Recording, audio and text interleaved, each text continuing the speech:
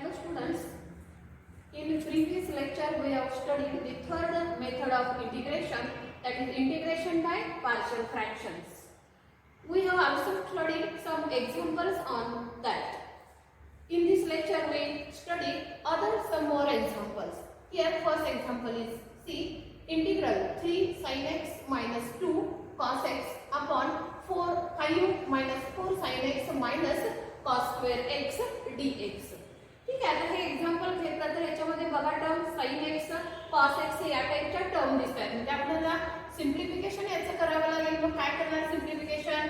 So take this example as it is. बघा काय आहे example 3 sin x minus 2 cos x upon 5 minus 4 sin x minus cos square x. ठीक आहे. आता sin आणि cos च्या टर्म दिसतात. आता इथे बघा 5 minus 4 sin x आणि इकडे cos square x आहे. म्हणजे sin x ची टर्म दिसते, cos square आहे आणि कॉन्स्टंट आहे. म्हणजे एका कुठल्या तरी व्हेरिएबल एका रेशो मध्ये आपल्याला याला कन्वर्ट करायला लागेल. आता इथे sin x आहे, इथे cos x आहे. म्हणजे एक तर हे sin x मध्ये करूया किंवा cos x मध्ये कन्वर्ट करूया. मग काय सिम्प्लिफिकेशन? आता न्यूमरेटर आहे असाच ठेवूया. 3 minus sin x minus 2 cos x आहे असाच upon 5 minus 4 sin x minus. आता हा जो cos square आहे त्याच्याऐवजी मी काय लिहिणार आहे 1 minus sin square x. कसं लिहिलं रे आपण हे? तर आपल्याला ट्रिवियल आयडेंटिटी माहिती आहे. sin square x plus cos square x काय येतो? 1 येतो. म्हणजे cos square x काय आला 1 minus sin square x आला. So we get this 3 sin x minus 2 cos x upon 5 minus 4 sin x. आता हा मायनस साइन आहे ब्रॅकेट मधल्या टर्मचं साइन चेंज होणार. म्हणजे हा काय झाला -1 minus minus plus sin square x. ठीक आहे. आता टर्म बघा काय येत आहे. न्यूमरेटर मध्ये काही चेंज नाही. न्यूमरेटर आपण आहे असाच ठेवतोय. आता फक्त आपण डिनॉमिनेटर सिम्प्लिफाय करायला लागलोय. ओके. आता हा काय झाला 5 मायनस हा 4 sin x. आता याच्यामध्ये हा 5 आहे आणि हा -1 आहे. तर ह्या दोन्ही टर्म आपण एकत्र घेतला तर हा 5 आणि हा -1 म्हणजे हा किती होणार आहे 5 -1 म्हणजे हा 4 झाला. ओके. -4 sin x आहे तसाच ठेवला आणि हा plus sin square x as it is. आता डिनॉमिनेटर तुम्ही चेक केला तर sin स्क्वेअर x आहे, sin x आहे आणि sin नसणारी टर्म आहे. म्हणजे हा जो डिनॉमिनेटरचं इक्वेशन आहे हे काय येत आहे sin x मध्ये काय आलं क्वाड्रॅटिक. म्हणजे आपल्याला याचे फॅक्टर्स काढता येतात. मग काय येणार आहे हा 3 sin x minus 2 cos x आहे असा. आता क्वाड्रॅटिक इक्वेशन आहे पण फॅक्टर्स कसे घेतो? कॉन्स्टंट टर्म काय आहे 4 आहे आणि इथे कोएफिशिएंट किती आहे याचा नाही आहे म्हणजे 1 आहे. म्हणजे प्रॉडक्ट केला तर काय येणार आहे 4. आणि आता दोन फॅक्टर्स या टाइपनी घ्यायचे की प्रॉडक्ट केला तर 4 आला पाहिजे आणि मिडल टर्म जी आहे ती -4. म्हणजे काय करता येईल आपल्याला 4 ला मी सपोज 2 आणि 2 हे दोन फॅक्टर घेतले तर 2 × 2 4 येते. पण मिडल टर्म जी आहे ती -4 आहे. म्हणजे या दोघांना मला काय करायला लागेल मायनस साइन द्यावं लागेल. म्हणजे -2 आणि -2 म्हणजे फॅक्टर्स दोन्ही तेच येत आहेत. म्हणजे हे जे आहे हे टोटल स्क्वेअर फॉर्म मध्ये येतं. म्हणजे हे जे इक्वेशन आहे हेच आपल्याला sin x -2 ब्रॅकेट स्क्वेअरच्या फॉर्म मध्ये मांडता येतं. आता हे दोन्ही एकसारखे फॅक्टर्स आले म्हणून आपण या टाइपने लिहिलं. आता हे सोडवून चेक करून बघा तेच येतोय का. sin x -2 ब्रॅकेट स्क्वेअर आहे म्हणजे sin स्क्वेअर x आहे. मधली टर्म काय येणार आहे -2 हा 2 आणि हा sin x म्हणजे 2 आणि 2 4 sin x प्लस याचा स्क्वेअर केला तर 4. म्हणजे ही जी टर्म आहे याचं एक्सपान्शन आला sin x -2 ब्रॅकेट स्क्वेअर. म्हणजे हे जे आहे हे पूर्ण आता sin x -2 आहे. इथे sin x ची टर्म दिसते आणि हे cos x दिसते. म्हणजे हे जे इंटिग्रल आहे आता हे फक्त प्लेन कन्सिडर केलं तरी चालेल किंवा हे जे सगळं आहे हे आहे असंच आपण याला इंटिग्रल मध्ये जरी सिम्प्लिफाय करत गेलो तरी चालतंय. आणि मग आता इथं काय करता येईल sin ची टर्म आहे आणि cos ची टर्म आहे. इथं sin x -2 आहे म्हणजे याच्यातला जो sin x आहे त्या sin x ला सपोज मी जर सबस्टिट्यूशन घेतलं सपोज sin x सपोज ती सबस्टिट्यूशन घेतलं तर हे सगळं याच्यामध्ये सबस्टिट्यूट करायचं. मग sin x ची डेरिव्हेटिव्ह काय येते cos x x ची आणि dx dt. आणि मग आता याच्या सगळ्या व्हॅल्यूज आहेत ह्या जर आपण दिलेल्या इंटिग्रल मध्ये सबस्टिट्यूट केल्या तर काय येते बघा 3 आहे तसंच sin x ला t येतं म्हणजे हे झालं 3t -2. आता इथं आणि हा dx आहे आणि मग cos x dx दोन्ही मिळून काय येतो dt आला अपॉन हा sin x minus 1 sin x ला t घेतलाय म्हणजे हा आला t -2 ब्रॅकेट स्क्वेअर म्हणजे हे जे आहे हे सिम्प्लिफाय कशामध्ये आलं हे सगळं इंटिग्रल मध्येच येणार आहे. ओके, प्लेन कन्सिडर केलं असतं तरी चाललं असतं.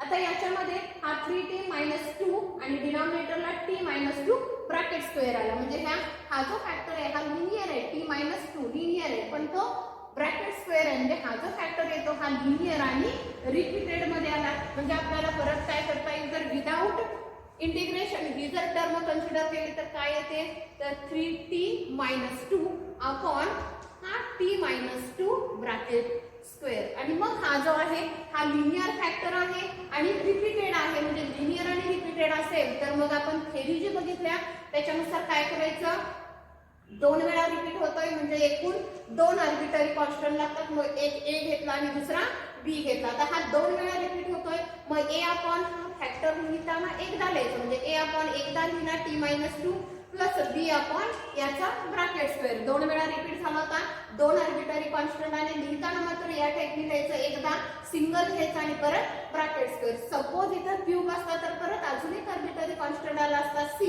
अपॉन हा ब्रॅकेट क्यूब झाला असता. ठीक आहे, परत नेहमीच्या मेथडने दोन्ही बाजूचे न्यूमरेटर इक्वेट करायचं इकडचा न्यूमरेटर काय आहे तर 3t - 2 आता इकडचा न्यूमरेटर मात्र लिहिताना थोडा तुम्हाला काळजीपूर्वक घ्यावा लागतो का तर बघा हे आहे असंच a इंटू आपण हा सोडून हा लिहितो कधी लिहितो तर लिनियर आणि डिस्टिंक्ट फॅक्टर्स असतील तर इथं डिस्टिंक्ट नाहीये रिपीट होतोय म्हणजे इथं t - 2 आहे इथं t - 2 ब्रॅकेट स्क्वेअर आहे म्हणजे याचा जर एलसीएम घेतला तर काय येतोय t - 2 ब्रॅकेट स्क्वेअर येतोय.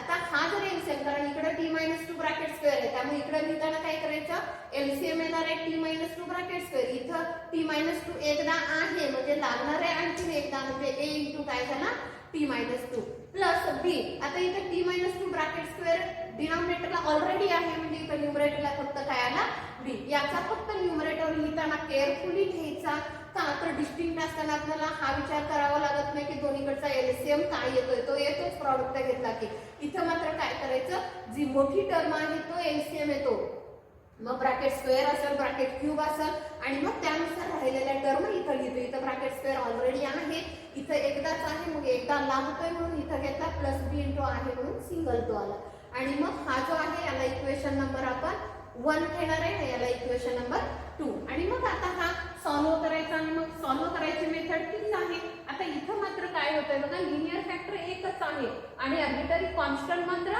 2 आहे एकूण 2 मेथडनी हे सोडवता येतं एक तर काय करायचं दोन्ही बाजूच्या लाईक टर्म ज्या येणार आहेत त्या इक्वेट करून इक्वेशन घ्यायचं आणि सोडवायचं नसेल तर एक लिनियर फॅक्टर आहे तो 0 ला इक्वेट करून सोडवलं एक कॉन्स्टंट मिळेल आणि दुसरा काढताना t = 0 घेतलं तरी चालतंय. सो पुट लिनियर फॅक्टर काय आहे आपला t - 2 so put t - 2 = 0 that means t = 2 in equation 2 2 number equation मध्ये आपण t ची व्हॅल्यू 2 सबस्टिट्यूट करतोय म्हणजे LHS ला काय येणार आहे हा 3 * t म्हणजे 2 आला -2 = 2 आता इथं काय होतं रे t - 2 0 आहे म्हणजे पहिली टर्म काय a * 0 झाला प्लस हा b आता हा 3 * 2 किती आला 6 6 - 2 बघा 3 * 2 6 6 - 2 म्हणजे किती झाला 4 = हा 0 येतोय प्लस b म्हणजे ही आपल्याला b ची व्हॅल्यू मिळाली. सिमिलरली आपल्याला काय करायचंय दुसरा जो कॉन्स्टंट आहे त्याची व्हॅल्यू काढायची आणि लिनियर फॅक्टर तर एकच आहे म्हणून मी तुम्हाला काय सांगितलं तर लिनियर फॅक्टर एकच असेल आणि आपल्याला 2 कॉन्स्टंट काढायचे असतील तर जो लिनियर फॅक्टर आहे तो 0 ला इक्वेट करून एकदा व्हॅल्यू सबस्टिट्यूट करायचे सोडवायचं आणि दुसऱ्या वेळेला काय करायचं t = 0 घ्यायचं so put t = 0 in equation 2 आणि मग t = 0 ठेवलं तर काय होणार आहे 3 * t ची व्हॅल्यू आहे 0 - 2 = a * t च्या व्हॅल्यू काय येते आपलं 0 - 2 प्लस हा b म्हणजे हा 3 * 0 म्हणजे हा 0 - 2 म्हणजे LHS ला काय मिळाला -2 = a * हा -2 आहे प्लस b आता याच्यात b जो आहे त्या b ची व्हॅल्यू ऑलरेडी आपल्याला मिळालेली आहे ही व्हॅल्यू काय करायची याच्यामध्ये सबस्टिट्यूट करायची सो वी गेट काय मग व्हॅल्यू आपल्याला ती So minus 2 is equal to a into minus 2 as it is plus b किती आहे आपला 4 आहे. So we get हा a into minus 2 म्हणजे हा minus 2a is equal to, आता हा आहे असा ठेवा किंवा हा या बाजूला घ्या, हा इकडे minus 2 आहे, इकडे 4 आहे म्हणजे हा minus 2 आणि हा इकडे घेतला तर काय होणार आहे minus 4 minus 2 minus 4 म्हणजे minus 6. So from that a is equal to minus 6 upon minus 2 that is 3. So here is this value of our second arbitrary constant a आणि त्या a ची व्हॅल्यू काय मिळाली 3, b ची व्हॅल्यू मिळाल्या 4. आता ह्या दोन्ही व्हॅल्यूज काय करायच्या इक्वेशन नंबर 1 मध्ये सबस्टिट्यूट करायच्या. सो युजिंग इन इक्वेशन 1 आता LHS काय आहे बघा त्याची 3 2 minus 2 upon t minus 2 bracket square equal to a upon, आता a ची व्हॅल्यू किती आली 3 अपॉन काय आहे बघा 1 नंबर इक्वेशन मध्ये a upon t minus 2 आहे म्हणजे 3 upon हा झाला प्लस b ची व्हॅल्यू किती आहे आपली 4 आहे अपॉन हा t minus 2 bracket square.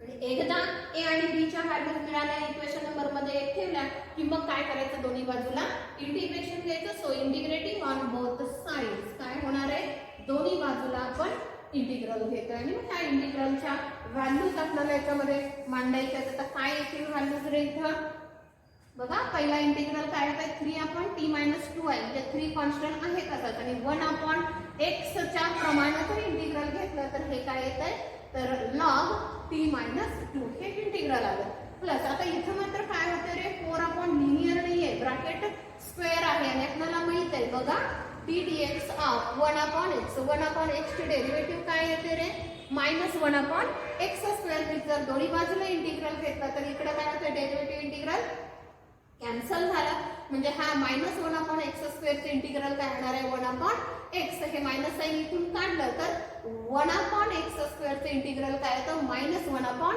x. तोच टाइप आहे फक्त x च्या ऐवजी काय आहे t minus 2 ब्रॅकेट स्क्वेअर म्हणजे त्याचं जे इंटिग्रल आहे ते इंटिग्रल काय येणार आहे तर हा मायनस 4 अपॉन हा t minus 2 आणि सगळे इंटिग्रल सोडून झाले की मग इंटिग्रेटिंग कॉन्स्टंट. आता हे सोल्युशन मिळालं पण हे सोल्युशन कशामध्ये मिळालं आपल्याला t मध्ये मिळालं आणि आपल्याला एक्झाम्पल जे दिलंय ते x मध्ये दिलंय म्हणजे हा जो t आहे तो काय करायचा रिप्लेस केला तर मग काय होणार आहे हा t आहे तसाच log t च्या जागी आपण t सबस्टिट्यूशन कोणाला घेतलं होतं sin x ला घेतलं होतं म्हणजे t च्या जागी आलं sin x minus 2 minus 4 upon sin x minus 2 plus constant. And see here, this is the final solution of our first example.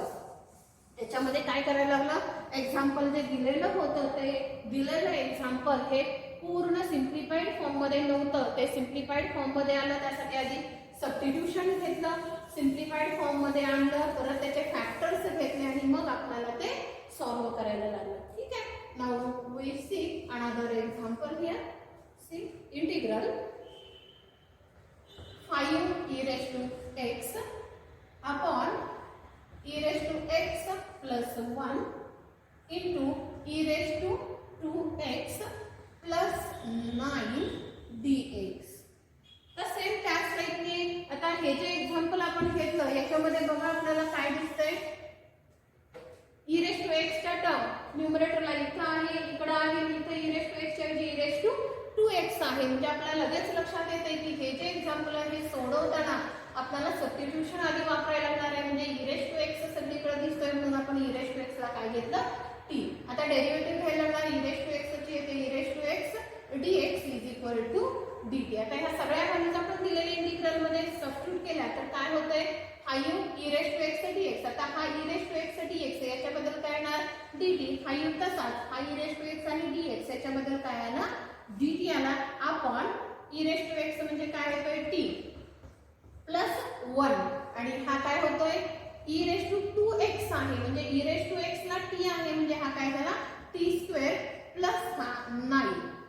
म्हणजे मग एक्झाम्पल काय आलं बघा न्यूमरेटरला हा u आला डिनॉमिनेटरला t प्लस 1 आणि t स्क्वेअर प्लस 9. आता हे सिम्प्लिफाईड फॉर्म मध्ये आलंय याचं फक्त विदाउट इंटिग्रल टर्म कन्सिडर केली तर काय आहे तर 5 अपॉन किंवा हा 5 इथं बाहेर घेतला तरी चालतो कसंही हा t प्लस 1 आणि हा येतोय t स्क्वेअर प्लस 9. आणि मग आता याचा जर डिनॉमिनेटर तुम्ही चेक केला तर t प्लस 1 लिनियर आहे आणि इथं मात्र काय आला T square plus 9. T square plus 9 आहे, मायनस असतं तर आपण ए स्क्वेअर मायनस बी स्क्वेअर ने फॅक्टर्स पाडले असते, पण प्लस आहे म्हणजे हे क्वाड्रॅटिक मध्ये येतं, म्हणजे याचे क्वाड्रॅटिक प्रमाणात लिहिलं पाहिजे आणि हे लिनियर प्रमाणात लिहिलं पाहिजे. मग काय लिहिणार टी प्लस 1 लिनियर आहे म्हणजे मी काय लिहिणार ए अपॉन लिनियर फॅक्टर पहिला घेतला टी प्लस 1 प्लस आता हा दुसरा जो आहे तो काय आहे क्वाड्रॅटिक येतोय म्हणजे हा टी स्क्वेअर प्लस 9 आहे. क्वाड्रॅटिकला आपण कसं लिहितो, क्वाड्रॅटिक हा सिंगल फॅक्टर असेल तरी आपल्याला दोन आर्बिटरी कॉन्स्टंट लागतात. ए घेतलाय म्हणजे दोन राहिलेले एक बी घेऊया आणि एक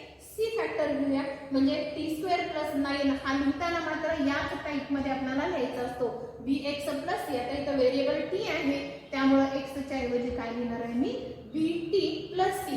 आता हा याच्यासाठी काय लिहिला तर आपण आधी जी थेरी बघितली त्याच्यामध्ये बघितलंय जर फॅक्टर क्वाड्रॅटिक असेल तर त्याच्यासाठी दोन आर्बिटरी कॉन्स्टंट येतात तर ते याच टाइपने लिहायचे असतात ए एक्स प्लस सी या टाइपने. म्हणजे मग हा आला बी टी प्लस सी अपॉन हा टी स्क्वेअर प्लस 9 आणि मग आता एकूण याच्यामध्ये ए बी आणि सी तीन आर्बिटरी कॉन्स्टंट आहेत, तिघांच्या व्हॅल्यूज आपल्याला काढायला लागणार आहे.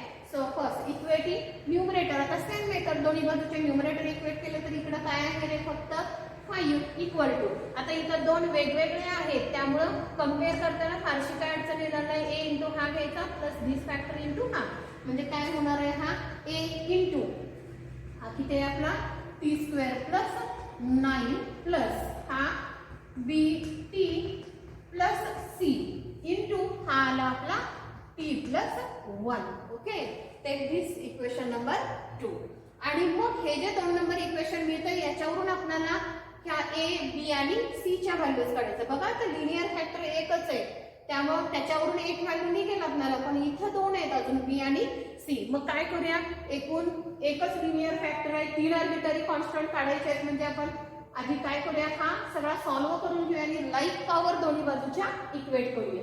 आता इथं मी ए ला मल्टिप्लाय केलं तर हा काय होतोय ए टी स्क्वेअर झाला प्लस 9a प्लस आता हे दोन ब्रॅकेट आहे त्यांचा प्रॉडक्ट घेतला पहिला बी टी न मल्टिप्लाय केलं तर काय होणार आहे हा बी टी आणि हा टी म्हणजे बी टी स्क्वेअर झाला प्लस बी टी इंटू 1 म्हणजे बी टी आला प्लस हा सी जो आहे त्याने याला मल्टिप्लाय केलं तर सी टी प्लस सी म्हणजे याच्यामध्ये काय होतंय तर टी स्क्वेअर असणाऱ्या दोन टर्म दिसत आहेत आपल्याला बरोबर ए टी स्क्वेअर आणि बी टी स्क्वेअर. ह्या दोघांमधनं टी स्क्वेअर कॉमन घेतला तर हा येतोय ए प्लस बी आणि हा टी स्क्वेअर. आता टी असणाऱ्या पण दोन टर्म आहेत म्हणजे ह्या दोघांमधनं मी काय करते टी कॉमन घेता तर हा आला बी प्लस सी आणि मग टी स्क्वेअरच्या टर्म संपल्या टीच्या टर्म संपल्या राहिलेला जो आहे त्याच्यामध्ये टी येत नाही म्हणजे तो कॉन्स्टंट म्हणून घेता येतोय. मग इथं राहिला 9a आणि हा म्हणजे हे जे इक्वेशन आहे हे आपण टी स्क्वेअरच्या टर्म एकत्र केल्या टीच्या टर्म एकत्र केल्या आणि कॉन्स्टंट एकत्र केला आणि मग या बाजूला एक इक्वेशन आहे या बाजूला एक इक्वेशन आहे. So equating like powers on both side दोन्ही बाजूच्या एकसारख्या पॉवर्स ज्या आहेत त्या इक्वेट करायच्या. आता इथं टी स्क्वेअर आहे टी स्क्वेअरचा कोइफिशियंट किती येतो इथं तर ए प्लस बी आहे. बघा टी स्क्वेअरचा कोइफिशियंट इथला किती आहे ए प्लस बी. इकडे टी स्क्वेअरची टर्म आहे का नाहीये म्हणजेच काय करायचा तो 0 घ्यायचा. हे एक इक्वेशन आहे बघा टेक दिस एज इक्वेशन नंबर 1. परत इकडचा टीचा कोइफिशियंट किती आहे बी प्लस सी. इकडे टी ची टर्म आहे का एलएचएसला नाहीये म्हणजे परत तो आपण 0 घेणार. So take that as equation number 2. Similarly आता इकडची कॉन्स्टंट टर्म काय आहे रे 9a plus c equal to आता इकडे कॉन्स्टंट आहे का तर आहे एलएचएस ला कॉन्स्टंट किती आहे 5 म्हणजे तिसरं इक्वेशन आलं 9a plus C is equal to 5. This is your third equation. मग आता हे तीन इक्वेशन्स आहेत तीन व्हेरिएबल्स आहेत तिन्ही इक्वेशन सोडून आपल्याला त्या तिन्ही व्हेरिएबलच्या व्हॅल्यूज काढता येतात. आता कशा काढायच्या बघा हे ए आणि बी मध्ये आहे हे बी आणि सी मध्ये हे ए आणि सी मध्ये म्हणजे एकाच व्हेरिएबल मध्ये असणार दोन्ही मध्ये एकही इक्वेशन नाही. मग काय करूया आपण हे पहिली दोन इक्वेशन दोघांमध्ये बी दिसते हे जर सॉल्व्ह केलं तर ए आणि सी मधलं इक्वेशन मिळेल. मग मी काय करते equation number 1 minus equation number 2 पहिल्या इक्वेशन मधून आपण दुसरं इक्वेशन सबट्रॅक्ट करतोय. मग काय होईल पहिलं इक्वेशन आहे A plus B is equal to 0 आणि दुसरं आहे बघा दुसरं काय आहे बी प्लस सी आहे मी बी च्या खाली बी लिहिते plus C is equal to 0 किंवा त्याच्यावरून a is equal to minus b करून सबस्टिट्यूट केला त्याच्यात तरीही चालू. सबट्रॅक्शन म्हणजेच काय करतो आपण, साईन्स बदलतो. म्हणजे इथं काय होणार आहे, हा प्लस बी आणि हा मायनस बी कॅन्सल झालं, ह्याच्यात काय कॅन्सल होत नाही, हा ए आहे तसाच minus C is equal to 0. हे जे इक्वेशन येते ह्याला आपण इक्वेशन नंबर 4 म्हणूया. हे पहिली दोन इक्वेशन सोडवली तर इक्वेशन काय आलं, A minus C is equal to 0. आता तिसरं जे इक्वेशन आहे त्याच्यामध्ये पण ए आणि सी कॉन्स्टंट आहे, म्हणजे ही दोन इक्वेशन मी सोडवली की परत मला काय होणार आहे, एका कुठल्या तरी कॉन्स्टंटची व्हॅल्यू मिळते. आता मग काय करणार मी, सो इक्वेशन नंबर हा जो 4 आहे तो प्लस इक्वेशन नंबर 3 घेऊच.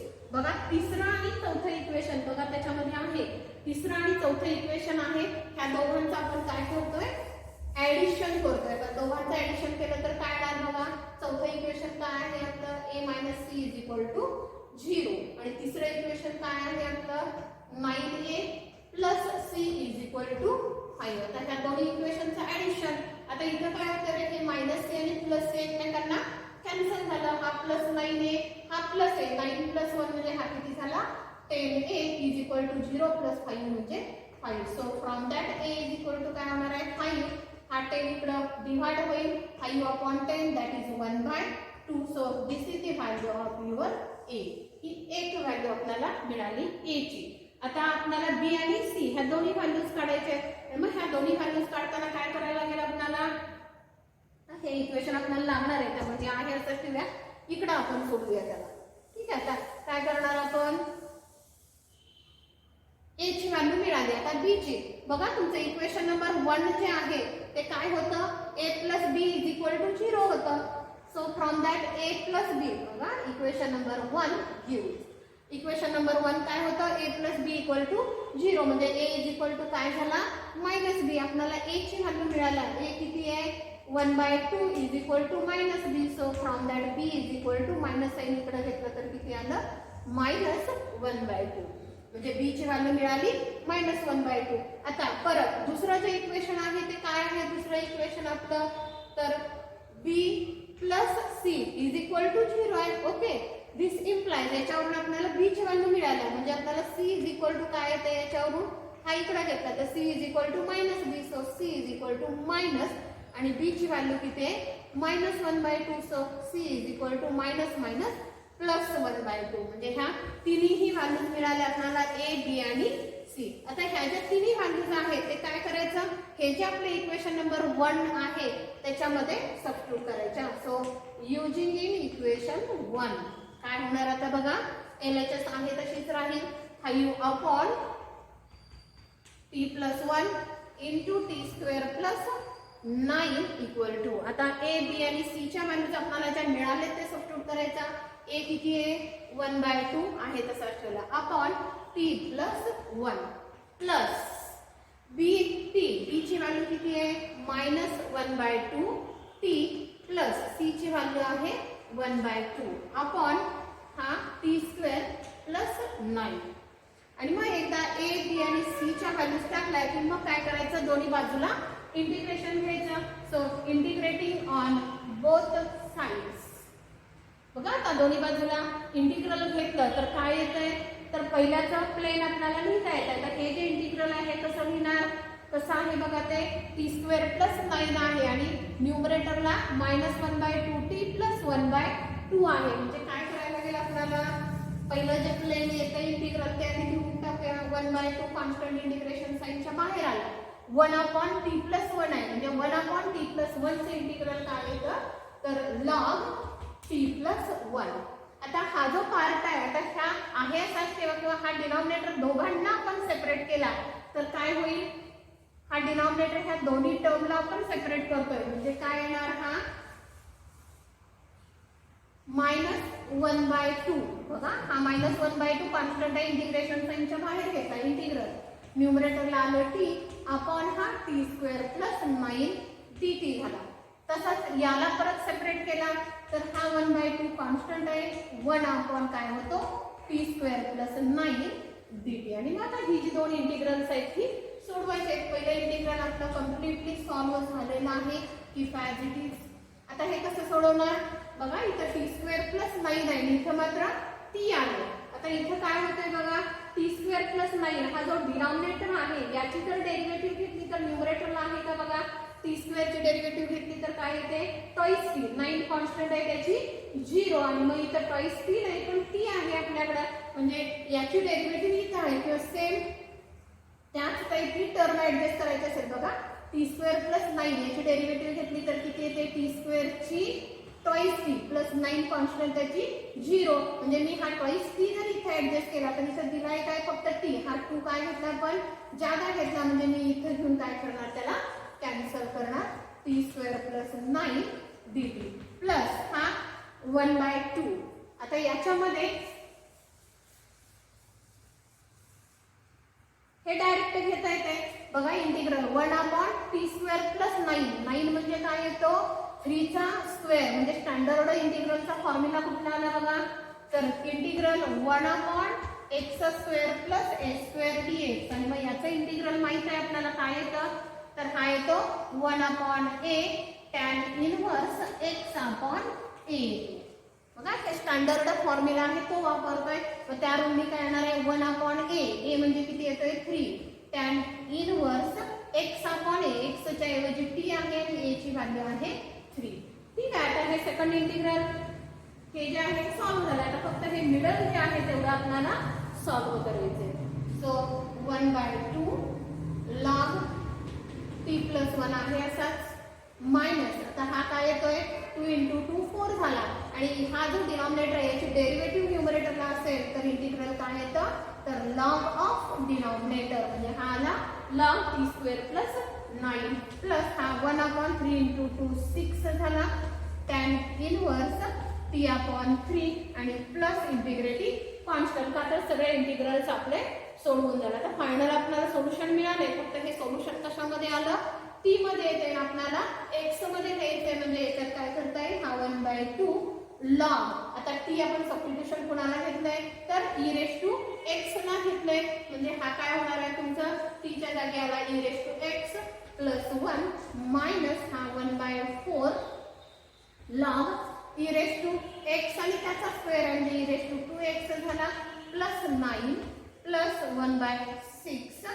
tan inverse e⁻x/3 plus constant, and see this is the final solution of your example. Okay, now we see one more example here.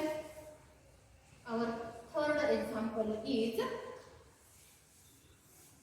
बघा लक्षात येतंय का एक्झाम्पल, आपल्याला आधी सबस्टिट्यूशन घ्यावं लागतंय, मग ते लिनियर फॉर्म मध्ये कन्वर्ट होतंय आणि मग आपल्याला सोडवायचं आहे. ठीक आहे, आपलं तिसरं एक्झाम्पल आहे integral 2x upon 2 plus x square into 3 plus x square dx.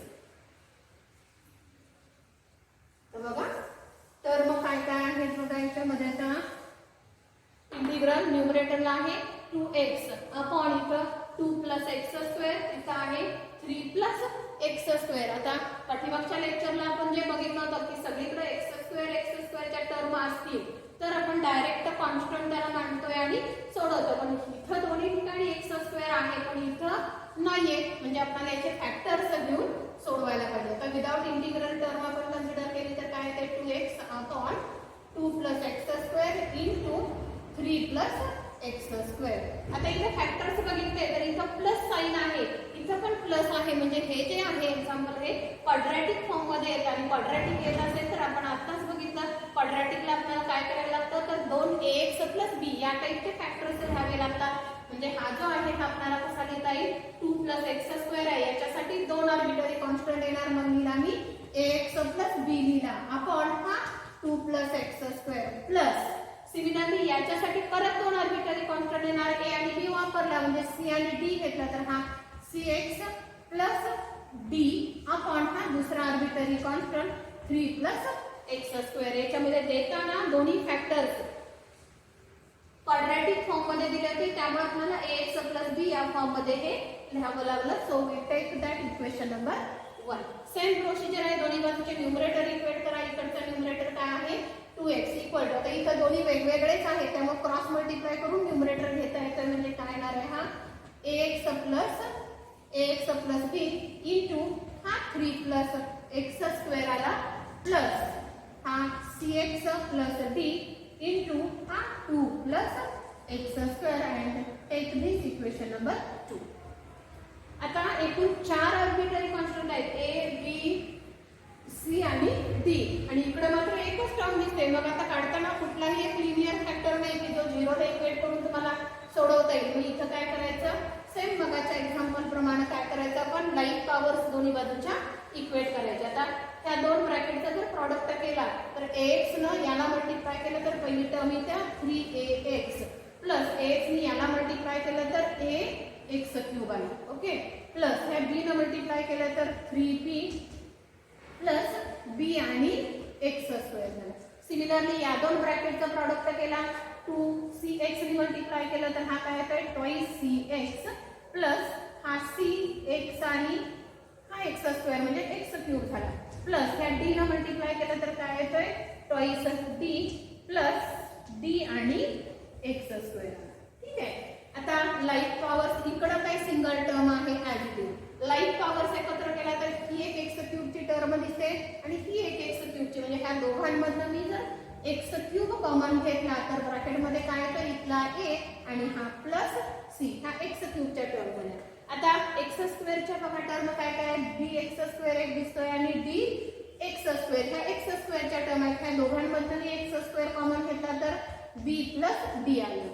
आता x च्या टर्म बघा, x ची टर्म इथे एक दिसते आणि ही एक दिसते. आता ह्या दोन्ही टर्म मधून मी x जर कॉमन घेतला तर इथं काय येतोय 3a आणि इथं काय येणार आहे ट्वाइस c. आणि मग आता ह्या सगळ्या टर्म झाल्यानंतर x नसणाऱ्या दोन टर्म राहत आहेत 3b आणि इकडं ट्वाइस d. त्या दोन एका ब्रॅकेट मध्ये घेतल्या तर हा 3b प्लस ट्वाइस d.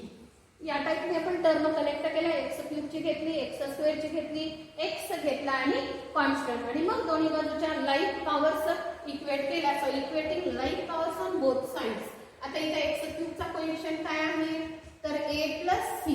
बघा एक्स क्यूब चा कोएफिशिएंट काय आला a प्लस c. इकडे एक्स क्यूब ची टर्म आहे का नाहीये म्हणजे आपण याला 0 घेणार. ओके, हे एक इक्वेशन आहे. परत इकडची एक्स स्क्वेअर ची टर्म काय आहे रे b प्लस d आहे. ओके, इकडे एक्स स्क्वेअर ची टर्म आहे का नाहीये म्हणजे ती पण परत काय आली 0. इकडचा x चा कोएफिशिएंट काय आहे 3a प्लस 2c. x चा कोएफिशिएंट आहे 3a प्लस 2c. इकडचा x चा कोएफिशिएंट आहे इकडे किती आहे तो 2 आणि इकडची कॉन्स्टंट टर्म किती आहे 3b प्लस 2b. इकडे कॉन्स्टंट टर्म आहे का नाहीये म्हणजे परत ती आपल्याला काय घेता येईल 0. अशी ही 4 इक्वेशन्स आपल्याला मिळाली आणि मग ही जी 4 इक्वेशन्स आहेत ही 4 इक्वेशन्स सोडवून आपल्याला 4 जे कॉन्स्टंट्स आहेत त्याच्या व्हॅल्यूज काढायच्या. तर कशी